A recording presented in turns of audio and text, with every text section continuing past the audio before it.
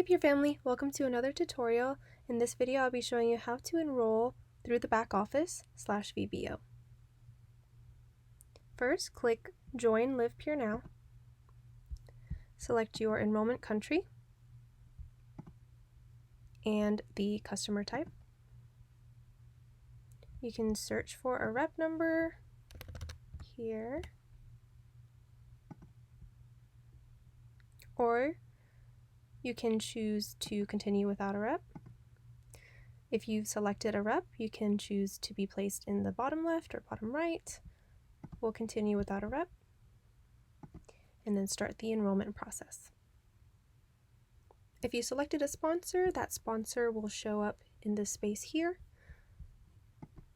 Agree to the terms and proceed through the enrollment process as usual. If you're signing up as a preferred customer, you would go through the same process. You can search for the rep or continue without one, and the system will automatically take you to the enrollment process on livepeer.com. From here, just complete the enrollment process as usual. Thanks again for watching, and I hope this tutorial was helpful.